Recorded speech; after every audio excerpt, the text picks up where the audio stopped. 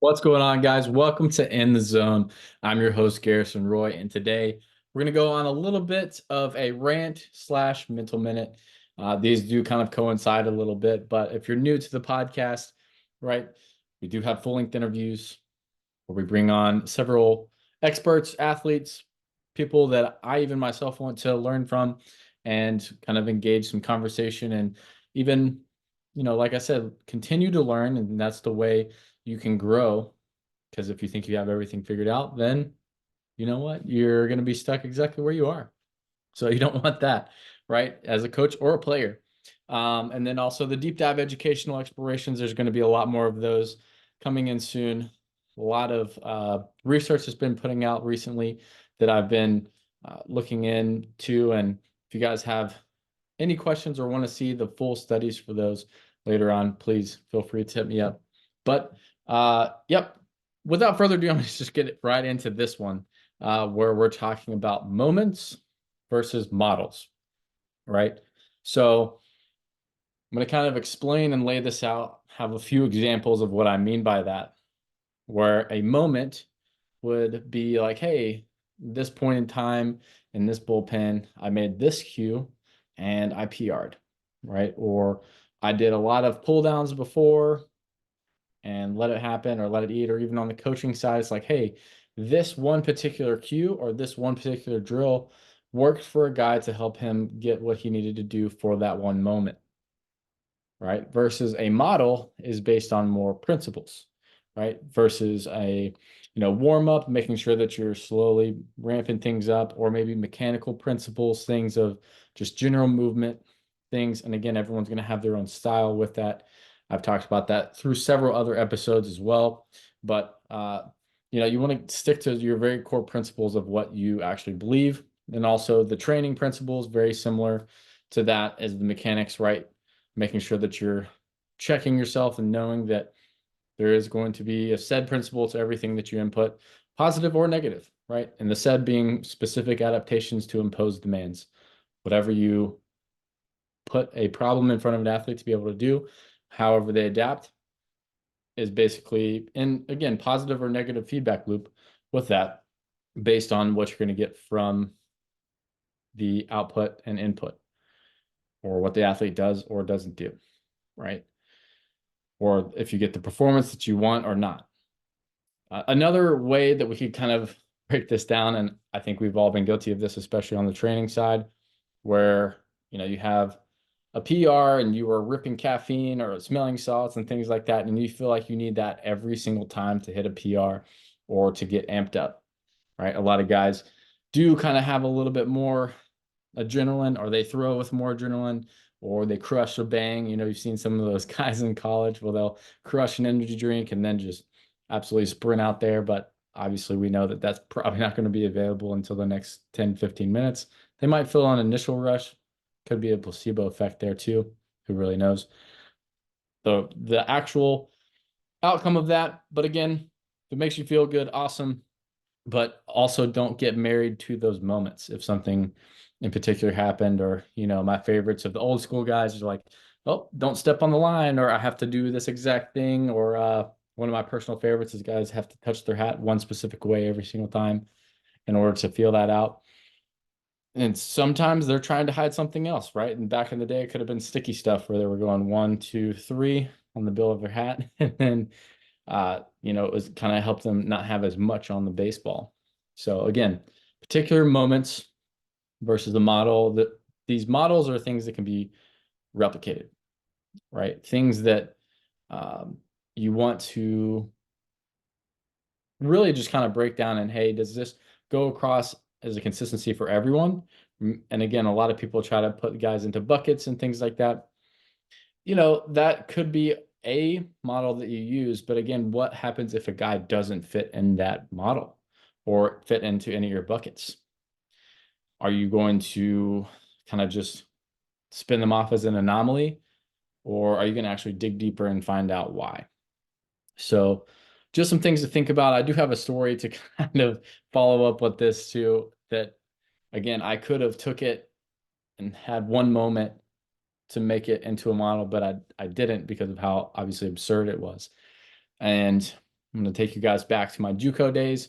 Obviously, broke college student, JUCO bandits. You guys know the grind, right? So we were all going to an away series in Surrey, North Carolina. If you guys know where that's at, it's the junior college that we were going to at the time for that weekend. And we decided to stop at Golden Corral the night before. And for whatever reason, some of the guys started chirping back and forth at each other, saying they were going to eat X amount of food or this amount of food. Because again, a Golden Corral is like an all-you-can-eat buffet, and we're trying to go to town, making sure we're fueled up, and some of it maybe even a little too absurd for how much we're going in on this. But guys literally started betting on heads, like, oh, hey, Blake has this, or they were putting names on me, or like, oh, he has this, Nick has this, right? Like, and all of those were coming down to the point where, how many plates did you eat? And we had a 45-minute window. So put this in perspective. We weren't sitting for 2 hours. And I just start hammering food, right? Plate after plate after plate. I think I got around 6 or 7 plates. And for some reason, those numbers stuck in my head. And so they were full plates, not just these little things that you put on. Like I had a full salad. I had like a steak, a bunch of the carb, sides that they have here. All right, just loading it up. Absolutely absurd amount of food. And again, 45-minute windows. So I'm leaving pretty stuffed, almost even more stuff than Thanksgiving I think I've ever felt in my life. So I'm like, whew, all right, well, time to go sleep this bad boy off. Sure enough, we all get in the bus, head back to the hotel, and we get checked in. And my mouth starts just kind of salivating, right? That taste or that feeling you get in your throat and on your tongue right before you think you're about to throw up, it keeps coming back, going away, coming back. I'm like, all right, oof, I need to lay down. So I get into the hotel room. I lay on my stomach, and on my left side, kind of turn, because I read this article once that it helps digestion somehow.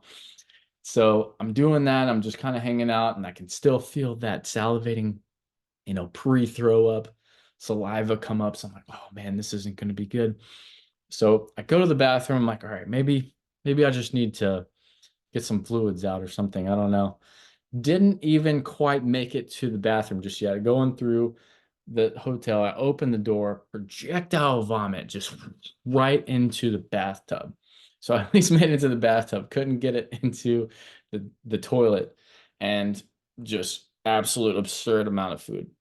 Had to sit down on the pot, did the same thing. Also, just yakking into the sink, yakking into the tub as well. So just absolutely a horror scene.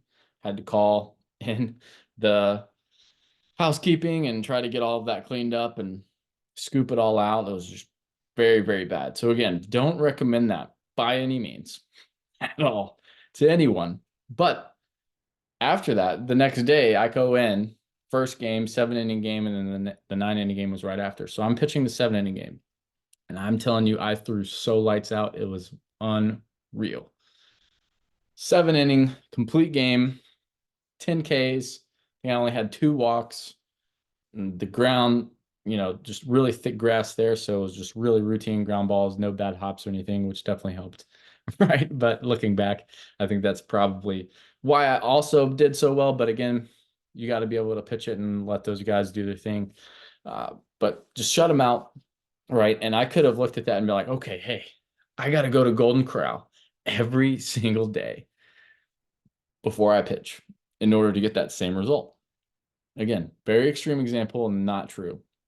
But I want you guys to get the gist of this, where it's like, hey, something so extreme, something so out there, where you're just like, oh, I'm ripping this, or I'm doing pull downs like crazy, or long toss super far right before a game. And you probably aren't feeling it, but you just throw through pain or whatever it is, right? And you might do good for maybe 1 outing or 2. But after a while, if you're not sticking to those core principles that help you actually perform better, it's going to be really just you clinging on to a moment and trying to make that into a model versus looking at what actually is the principles, going through the model, and just taking the moments as they come. Baseball is full of awesome moments, awesome little quirks, little little shrink things here and there. Guys setting up, where they have to have certain spots in the dugout to make sure the guys get a rally, or just little things that always come up in the game, right? But you got to know that those moments are not going to always help you get in the zone. You got to be able to find an anchor. You got to be able to find something that helps you mentally come back in and not fully rely on that adrenaline all the time, right? So another very common example would be if a guy likes to throw off adrenaline, he's always coming in whenever the game's on the line, right? 1 run, 2 run ball game, something really close. And then he comes in when you're up by 10 runs or maybe even down by 10 runs.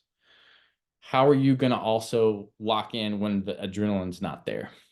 Are you going to need someone to velo slap you, right? Are you going to need a smelling salt? Like that's something that kind of is becoming a crutch if you need that before you even go into a game or an outing.